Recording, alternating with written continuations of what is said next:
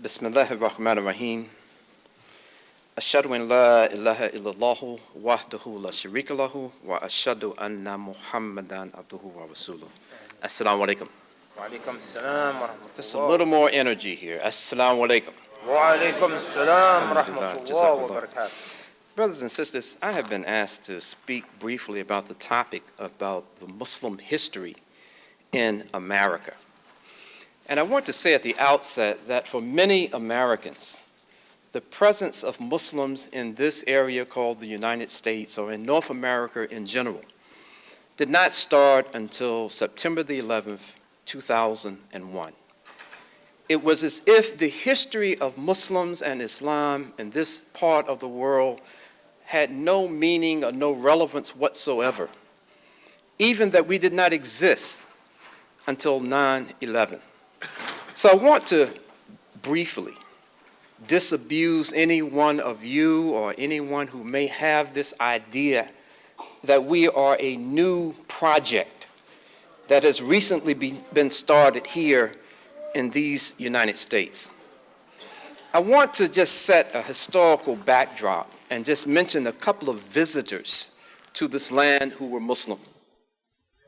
When the history is written as it has been written, it records that in 889, a Muslim from Spain, from Spanish Muslim area in Andalusia, by the name of Kashkash ibn Sa'id, sailed across the Atlantic Ocean and sailed back to Andalusia. And it's recorded that he made this particular trip because of what he brought back from the western side of the Atlantic Ocean, what he brought back to Spain. But this was just a brief visit. It was not the beginning of an extensive immigration, or not the beginning of a settlement of the United States or this land area of North America by Muslims. But it is factually recorded that as early as 889, that a Moorish Muslim sailed across the Atlantic and came back into Andalusia. And then I want to jump just a little few centuries and talk about the expedition of the king of Mali at the time in the early 1300s by the name of Abu Bakr I. Some of you may be more familiar with his little brother, whose name was Mansa Musa. But Abu Bakr I was a very adventuresome king. And he realized that when merchants and on deliberate voyages that people would get to a certain point in the Atlantic Ocean and seem to be drawn into some kind of whirlpool and pulled across the water. And in one of these experiences, when he recognized that the people were just being sucked away, and one time when only reported to the king, he decided that he himself would outfit 2,000 ships, 1,000 ships of men and 1,000 ships filled with supplies. And this particular expedition, we know that these West Africans from the Muslim kingdom at that time of Mali actually made it into the Western Hemisphere. And how do we know that they made it? We know that they made it because of the things that they left behind. We know that they made it and did not come back because his little brother Mansa Musa said when he made this splendid Hajj in 1324, where he gave in Sadaqah so much gold that the gold standard between West Africa and Mecca had to be devalued because he gave so much in Sadaqah on the occasion of this Hajj. He gave us this account of how his brother set sail and never came back. But we know that he made it because of the things that were left behind, the coinage that was coming from the Mali Empire of the 14th century that was found in Central America, in South America, in the southwest of the United States. We know it because of the cave drawings that we see in Arizona. That the scholarship tells us that, and I haven't seen it myself, but even today, if you go into these caves, you'll see people who look like Africans, very dark-skinned people sitting atop animals that were not current in this Western environment. They were elephants. And so the Native American were drawing these people who were bringing these strange creatures called elephants into the area. There's other documentation as far as Canada that showed that this adventurous spirit of the Muslims from West Africa in the 14th century didn't just stop the moment that they landed, that they didn't come like those to come later as conquistadores, to come out of Spain and to try to conquer the people and take the land. And so we just advance this narrative a little bit more, and then we come to the person that you and I are most familiar with, the one who discovered people who were already there, the one who thought that he was in the Indian subcontinent, but he was thousands of miles on another landmass, who had bumped into the Caribbean island. The one that is held in the history books as having discovered America in 1492, Christopher Columbus. But let me just say something briefly, because I know in Imam Zaid's presentation he will give us all of the history pre-1492 about Spain, but I just want to mention that if you and I know anything about this history and the history of Andalusia in 1492, it was a time when the Jewish population was totally expelled out of Spain. But it was another 2 centuries before the Muslims in 1608, in our own long march, that we were marched out of Spain and marched to this Strait of Gibraltar and carried across and then marched and then taken up into other parts of Europe. But at the same time, in 1492, when Christopher Columbus sailed across the Atlantic, one of the things that he and others were trying to do in subsequent voyages, read the history yourself, and you see that the only reason they were trying to find this other route was because there were 2 Muslim empires at that time that were controlling land and maritime routes. So they were trying to find a way, how can we avoid these Ottomans? How can we avoid these Mamluks? Well, let's try sailing in the opposite direction. So we don't have to go across the land. We don't have to go in the waters that they control. Let's try something novel and different. So they start setting sail, and Christopher Columbus was just that cat's paw that reached over into this side of the world, actually thinking he was somewhere else. But they were trying to get to these spice lands and these lands of riches by going and circumventing the Muslim empires that control the landmass at the time. And so if we want to say, well, the only reason Chris was sailing in that direction was because of the Muslims, that we were the inspiration for them to even come this way in the first place, you could say that and have some validity to that.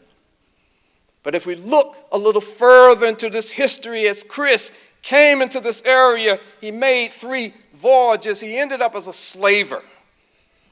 Chris was a no good man. Don't believe the hype. Anything you read good about this man, don't believe it. He was an awful personality. And Chris, in his awfulness in his own writings, he talks about on his second voyage, as he went into the area of Cuba today, he looked and he saw this masjid sitting on top of a mountain. And Chris said that it was the most beautiful masjid I'd ever seen. Now here's a man who wasn't originally from Spain, but he had seen the architecture of the Muslims in Al-Andalus.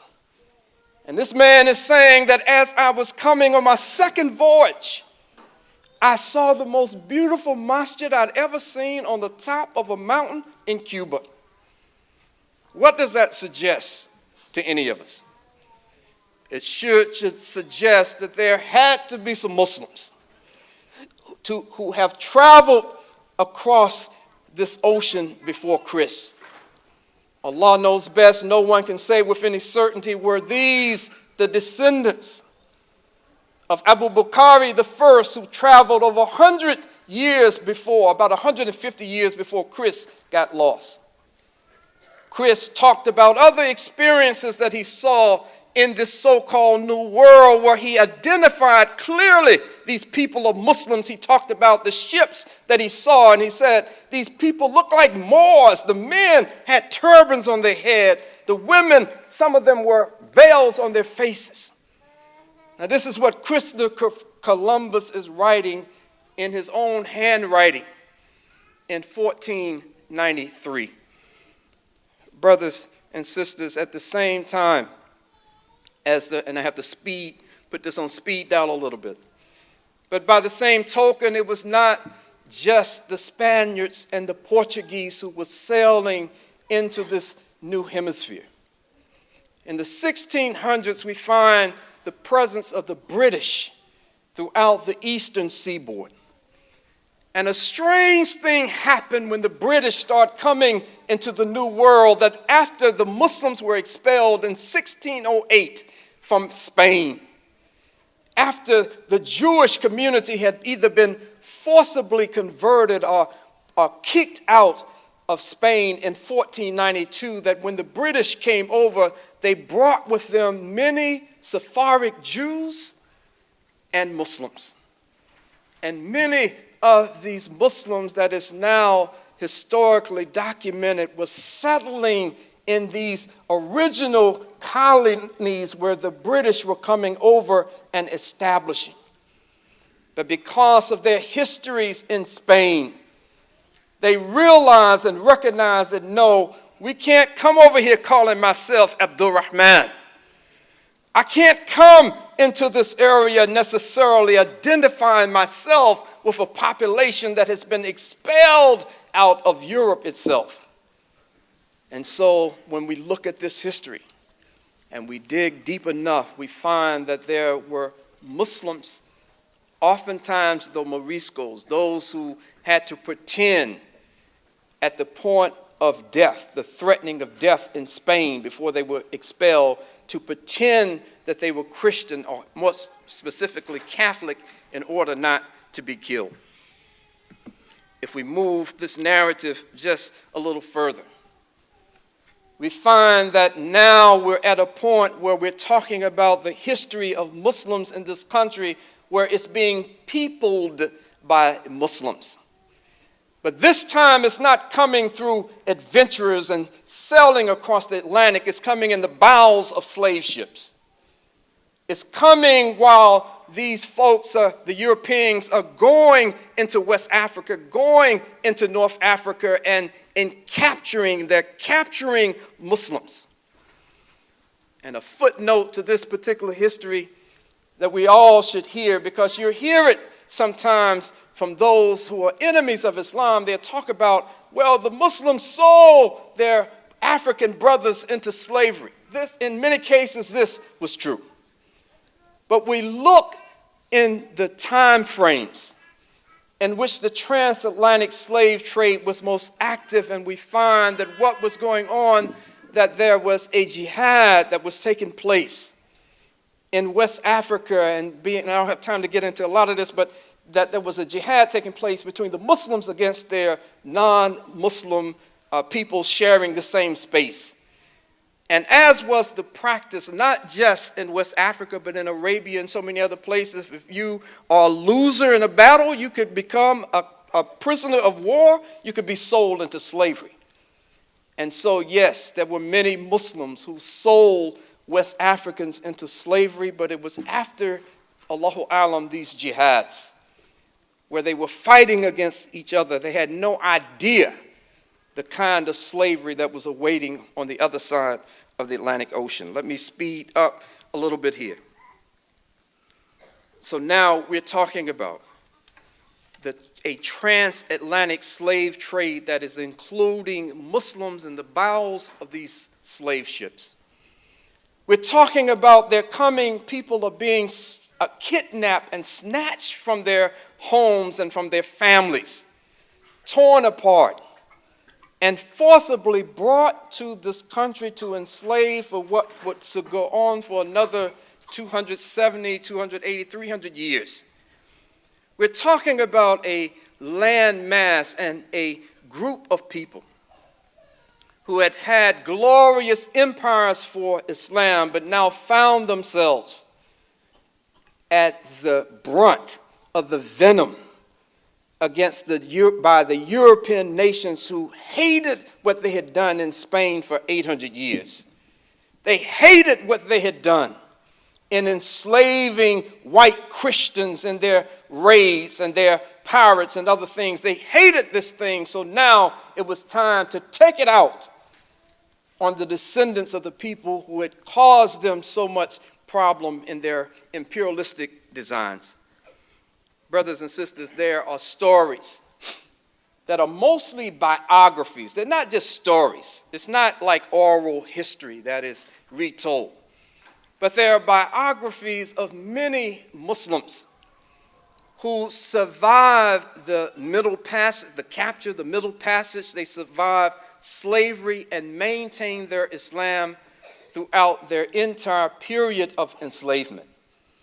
But these are the stories of a magnificent few.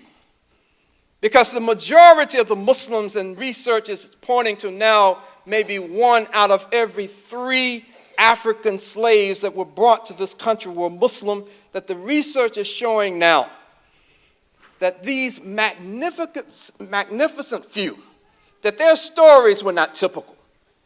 That the typical Muslim, by the thousands, by the tens of thousands, some even suggest by the millions of people, if not presently, but in their ancestral chain, who were brought to this country as Muslim, that the majority of them had their Islam forcibly beat out of them and branded out of them, and women torn apart and tortured out of them.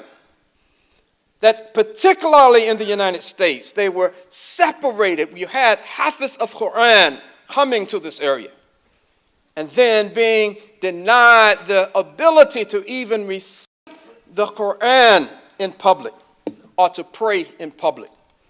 So when we see stories of these magnificent few, no matter how inspiring they may be, know that their stories can be multiplied by tens of thousands were it Allah subhanahu wa ta'ala's qadr that the history unfold in a different kind of way. And so we have, and I'll just give briefly this story, and I have to fast forward through a lot of history here. But so we have the stories of people like my homeboy in North Carolina, Omar ibn Said. Omar ibn Said, if you read his story, was from West Africa, that he was captured and brought over as a slave. He was an educated, Islamically educated Muslim. That this was a person who was taken into slavery, brought into Charleston, South Carolina in the 1700s. That Omar ibn Said escaped from Charleston, but he was captured again in Fayetteville, North Carolina. He was put in a cell and was writing with charcoal on the walls, and people would come by and laugh and say that that African has gone crazy. Look at the crazy stuff that he's writing on the wall. But one of these enlightened people came by and said, well, that's not gibberish, he's not crazy, that's Arabic. As a matter of fact, I've seen that before. That's even from the Qur'an. There's stories about someone like Yaro Mahmud, someone who, when his pit portrait was painted in about 1888 by this colonial painter by the name of Charles Peale, that Yaro was living in the Georgetown section of Washington, D.C. And when Peale said, show me some unusual people, they pointed them to Yaro. This is the strangest old slave I have. The guy even said that Yaro, I believe he's 140 years old. Yaro was an old man, but he was not 140. He said the man is crazy. He bumps his head on the floor during different times of the day. Certain times of the year, he tries to starve himself to death. He's a weird old guy, but he talks with good sense, but he's weird. Of course, Yaro was a Muslim. And although he lived to be over 100 years old, he maintained the practice of Islam. He ended up buying his own freedom. He ended up buying a house in Washington, D.C. He ended up getting married. He ended up being a part of a bank in Washington. He accumulated so much money that he was lending money to merchants. This is the genius of part of those tens of thousands who were entrapped and forcibly made to enslave in this country for so many years. So let me fast forward. I keep saying that. Imam Zaid, I'm really going to fast forward this time. Real quick fast forward. And in this fast forward, only was the presence of Islam found in the African community, but we also found it in the Native American community, as so many of the Muslim slaves escaped from their masters. And they wanted to find refuge, and many of these native tribes took them in. And so one of the tribes in the eastern part of the United States, the Cherokee tribe, up until the 1800s, that tribe would have Muslim-named chiefs in their tribes. Look at the dress of the Cherokees from that era. And you see the men wearing long shirts, and the women have things on their heads that Islam, whether it's the Seminoles or the Cherokees or throughout this country, that many of the Muslims interacted and married and had children with the native people. So Islam was also growing during this particular time. Let me quickly go on. In this period after the Civil War, that there was a presence of Muslims during in the Revolutionary War. There was the presence of Muslims in the Civil War. If anyone saw the movie, and most of you may have been too young to look at it, but you need to Google it, or not Google it, but go to Netflix and look up the movie Glory. This is a movie that stars Denzel Washington as one of the stars. And in this particular movie, it's a true story that's set during the period of the Civil War. It's about the 54th Free Colored Regiment out of Boston, Massachusetts. And this was a different kind of phenomenon, to have all black troops fighting in the Civil War. But then there was the 55th that came after this particular regiment.